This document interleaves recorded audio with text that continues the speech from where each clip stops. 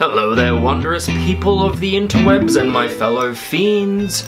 Today, I want to pretty much talk about one thing and one thing in particular. TikTok. Yes, I am coming off my perch as a millennial and wandering down into the weird and wondrous world of the Zoomers. And I hope no one notices that I've just got kind of a Philion third eye growing here at the moment. Help me wade through the social media landscape and see the truth. Let me start off by saying this. I fucking love TikTok. Of course I do. I'm an ADD-ridden insomniac.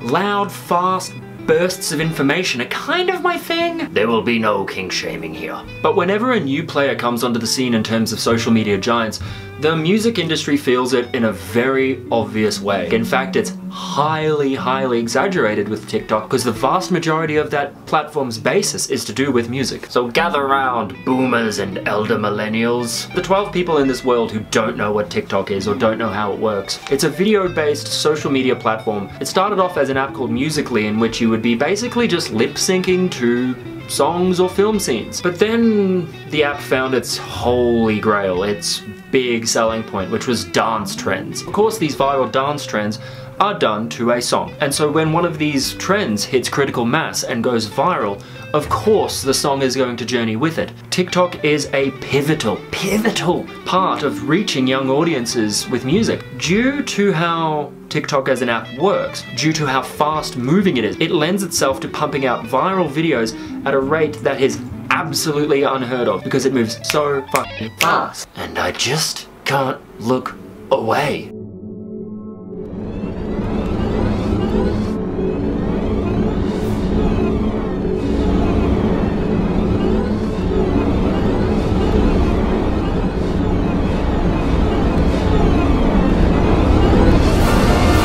In 2019, TikTok was a key part in skyrocketing the song Old Town Road to a 19-week stint on top of the Billboard charts. And TikTok helped that song stay relevant because its presence on the app is dynamic. It can change and ebb and flow from one trend to the other. So you start getting these bumps. It can change and it can morph and it can find new audiences for new reasons. As opposed to a traditional release where you have the song out there and the marketing for the song, and it kind of has to be all out of the gate. You can see this app's potential to work very closely with major labels in terms of creating or pushing new trends. This is a great new way for them to promote artists who either have no fan base at current and they need to establish them through a viral video, or boost recognition of older artists on the repertoire and basically make them more relevant. But I can't help but think it's a little bit manipulative to have users on the app and people participating in a marketing campaign without really knowing it.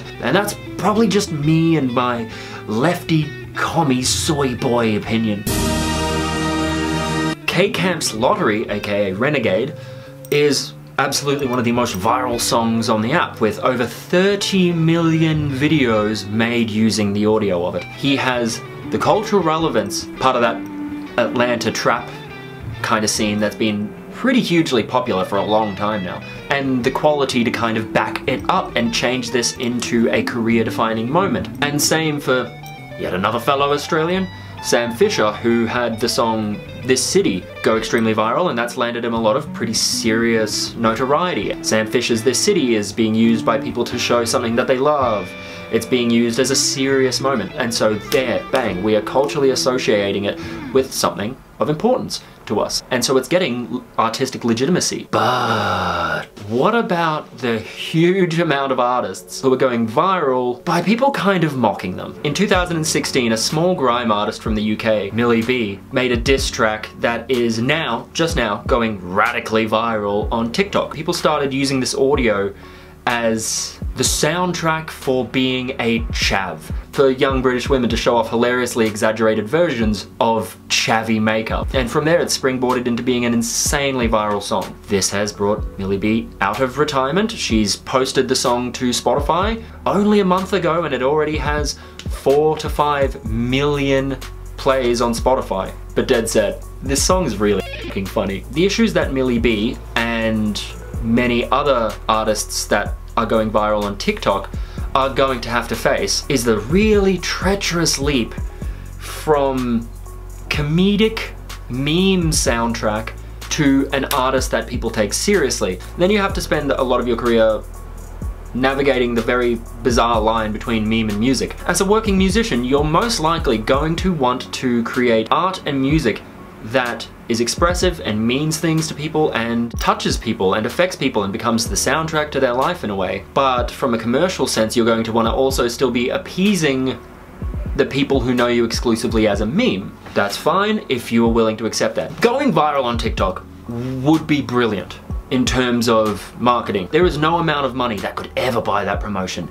And that is f***ing awesome. But a viral video really does not always translate into ticket sales, into merch sales, into meaningful online streams. For instance, Millie B, the grime artist I talked about before, between 4 and 5 million streams. She has one other song on Spotify, and that has, at the time of this video, around 10,000 streams. That means out of the 4 million people that have gone looking for her in the past month, 10,000 people have gone and listened to the other track. That's not great odds, man. Another thing to think about with TikTok is that it's accelerating this trend of songs always becoming shorter, a trend that's been happening over the last couple of years. They have a huge focus on just one singular part of the song being danceable, memeable, quotable. This trend has been going on for a while, mostly because of the way the digital age works and the way that particularly the pop and hip-hop industry works with things like remixes,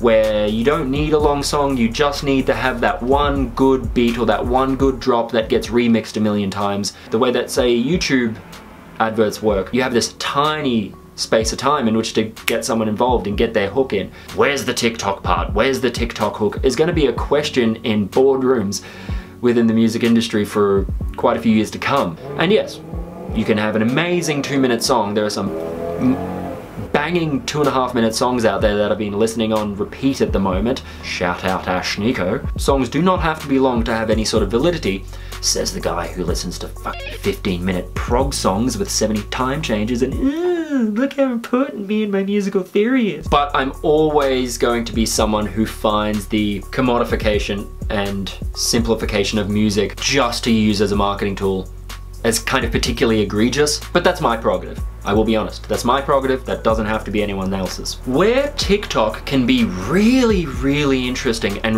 really, really beneficial is if you're a producer, particularly a young, unassociated producer, someone making killer hip-hop beats, someone making killer dance music, someone making great remixes, TikTok is going to be your best friend. You can take an audio that a trend is associated with, remix it, and then create a whole new viral response to that viral video.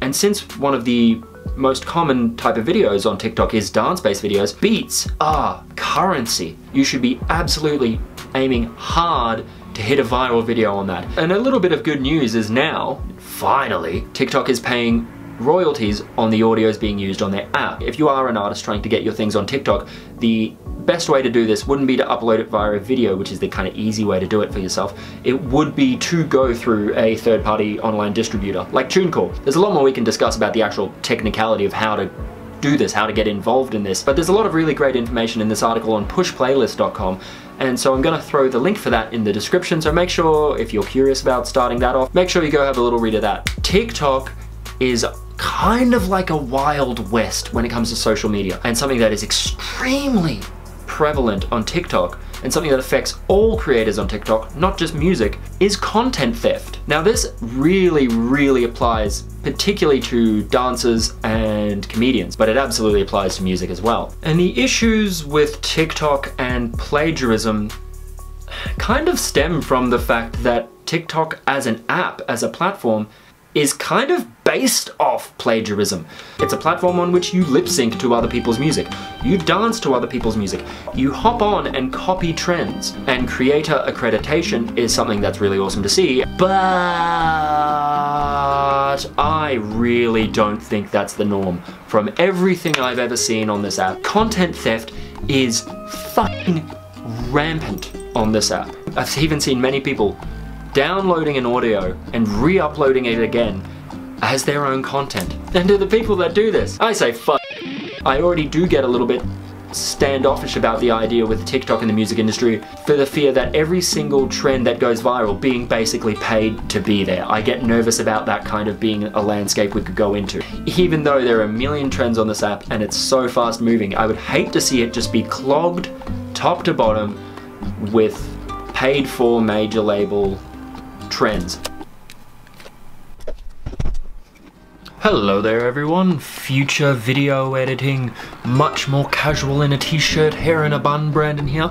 Since I filmed this video, this absolute wonderful individual has gone hugely viral and has brought with it from the past Fleetwood Mac's Dreams. All the way up to number 27, we're going to see a huge run of heritage acts now hopping on and trying to make their music more relevant and trying to get a new foothold into a youthful market. And I don't necessarily think this is either a good or bad thing, but this is just a note of something that we're going to have to be aware of, because those heritage acts do carry significant financial power. And anyway, on with past Brandon doing Brandon things, pretentiously pretentiating and trying to validate himself.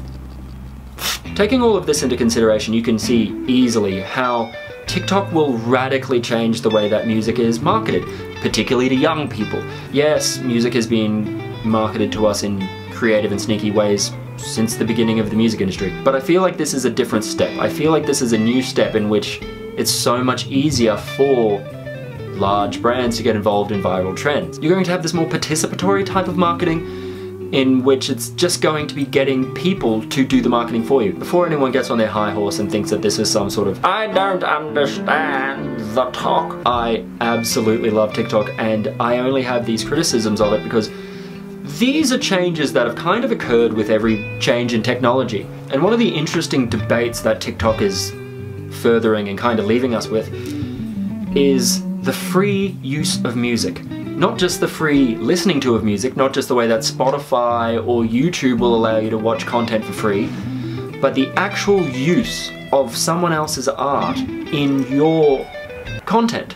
But for all the negative things I've said about TikTok in this video, it's radically positive as a way for young unknown artists to attempt to promote themselves, as long as major labels don't just choke the pipelines up. And I mean, if you're a young artist, if you're a young producer, and you have friends who have even mildly popular accounts, you should be hitting them up. I've got a song here that I think is really trend-worthy, and so why don't we work together? We'll design a little trend, and hopefully to get it to flow. So any artist that's releasing relevant music who doesn't have a plan for TikTok is missing out. You are radically missing out. And of course, after I criticized it throughout this video, please assist me in working the system. Assist me in pleasing the algorithm and furthering my notoriety. Like, share, subscribe, click the bell. Brandon Valentine here.